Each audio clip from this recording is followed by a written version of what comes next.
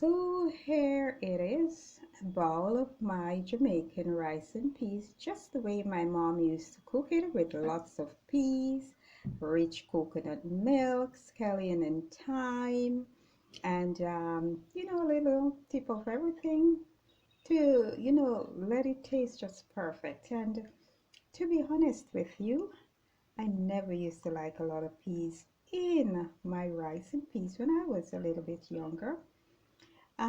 But I've come to know the health benefits of peas and beans. And so now I use a lot and it gets the right color.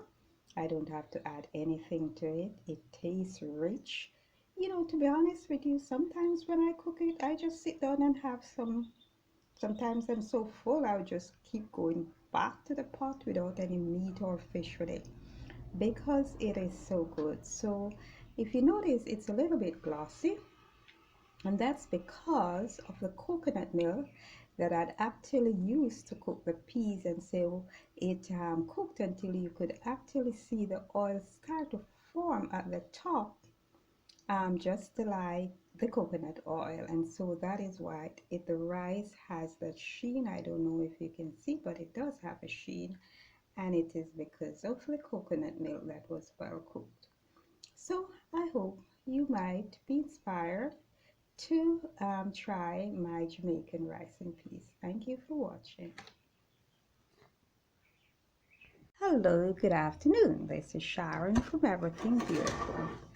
Today I will be doing Jamaica's favorite dish, eaten by almost everyone in Jamaica, loved by almost everyone in Jamaica and Jamaicans in the diaspora. This is a must-have, and this is our Jamaican rice and peas. Now there are many versions, many ways of doing this, but I rather do it the way my grandparents did it, with a little change, of course. Now they would soak their peas overnight and they would get up and put it on that wood fire, and the peas would cook until it is soft, and then they would add their coconut milk. For me, it's a little bit different, and the coconut milk would boil until you start to see that custard and the oil on the top, and then you would put the rice in and put in the scallion and everything, and that rice and peas would be so good. You could actually have it without anything, and that without refrigerators, that rice and peas could actually stay until the next day and nothing was wrong with it, because most of the times what causes the rice and peas to go bad the next day is because the milk was not cooked properly. So the way I do mine, I use my milk to cook my peas. Okay?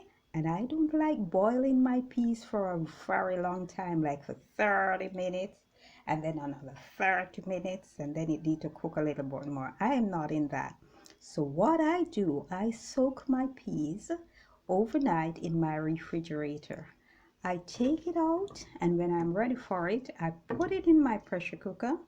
I light the flame, turn, so there is the flame, okay, and bring it to a boil for 1 to 3 minutes. Then I turn off my flame. What I'm actually doing, I'm actually saving on my gas also, or my electricity. That's what I'm doing, because the hot water softens the peas quicker than the cold water. So having it sit for a while in that hot water, it actually softens the peas. And when I'm ready to go cook my peas, it doesn't take more than about 15 minutes. So that's how I like it. So it's there. It's going to cook now for about, not cook, I'm just heating up the water that it was soaked in for about 2 to 3 minutes. Once it comes to a boil, as a matter of fact, I turn off the flame and I cover it and I allow that steam to help to soften the peas. The next step is the coconut milk, and when I reach there, I'll let you have a look. Thank you for watching, and this is Sharon from Everything Beautiful. Be inspired, and I love you all. So here is my coconut. I've actually added it to the blender, and if you notice, they're in large pieces. And why they're like that is because whenever I get my dried coconut, what I do, I put it in a plastic bag and I put it in the freezer.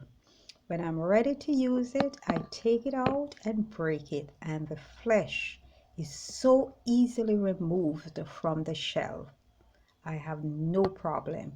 And I realize that the ice also softens the coconut. If you notice, that is it.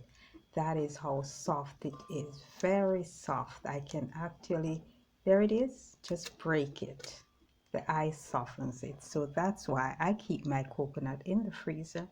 And if there's a time whenever I need to get it ready, what I do, I'll take it out the shell, cut it up, put it in a Ziploc bag, and put it in my freezer. And when I'm ready, I take it out, allow it to thaw, and then I will just blend it. It might need a little warm water sometimes, but overall, once it comes back to room temperature, it's very good.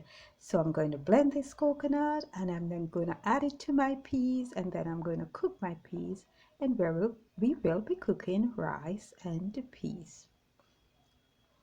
So here is my peas, and I like to use a lot of peas in my rice and peas. And as I said before, to make it cook quickly, I soaked it overnight. Then when I take it out of the fridge in the morning, I just light the stove and let it come to a boil within 2 or 3 minutes, and turn off my flame, and the hot water is going to soften it very quickly. So that has happened. Okay, I left it until I was ready to go back to it, and the water is now cool, and I've extracted my 4 cups of coconut milk here. So this is 4 cups. I will be just cooking maybe a cup and a half of rice with it. So I don't need a lot. What I did was I just blended my coconut in a small portion of water, just enough what I need. When it is cooked, the richness will be there, and if it's gone down a little, then what I will do, I'll add a little bit more water. But it doesn't take away from the richness, because what happens is when you blend and you have a whole lot of coconut milk and you do not use all of it in the rice and peas, sometimes it's not as rich as it should be. So I don't want that. I blend mine twice and ensure that I get the first one very rich, add it to it, and then the next one. So hope you'll be inspired. Thank you for watching. I'm actually going to add scallion, salt, and thyme right now. I want everything to be boiled in with my coconut milk. Put it in from the beginning and let it boil and get everything from those seasoning. Okay, thank you for watching, and this is Sharon from Everything Beautiful. Hello, good afternoon. This is Sharon from Everything Beautiful. So my peas is cooked, and it didn't take long. If you look at the top, you can see the custard forming there, and the thyme is in it, and the scallion. I've cooked the life out of them, which that is what I want. I wanted to get everything out of them, so I actually put them in the beginning. So if you see, there it is. I've cooked the life out of them, and I don't believe in putting in my seasoning at the end. I believe in putting it at the beginning. So there it is, very rich. Now I actually put 4 cups of coconut milk in this, and it is boiled down a little. I like my rice and peas rich and tasty. And so here I have just a cup and a half. There it is. I don't know if you can see it. Where it is. Let me turn it the other direction. So I don't know if you can see it there. I'm trying to find it. Oh, here it is. Okay, right there it says a cup and a half. That is where it is.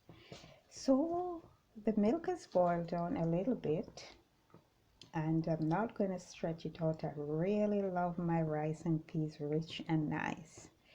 So what I'm going to do, I'll only be using a cup and a half of rice, and it may need just a little tip more water. So let me wash the rice and add it to it. And another thing, I am short and Scotch bonnet pepper, which we always use with our rice and peas. I have in the fridge, but those are like preserved. I don't have the fresh one, what gives that nice aroma, but I don't think that should really stop my rice and peas. It is seasoned with ginger. It has a lot of scallion in there. It has thyme in there, and some of my favorite, powdered seasoning. So the pepper, yes, we love to smell like pepper, but I don't have it just now. So I'm just going to use up one that I have in the fridge, and I'm going to put in the rice, and when I'm through, I'll let you have a look. Thank you for watching. So here is the rice, 1.5 cup, and I washed it and then I run it through the strainer, and I'm just going to add it to the pot, stir it around, add a little sugar to it, taste to see if it needs just a little bit more salt, and a lot of peas is in it, and that's how I like it, with a lot of peas.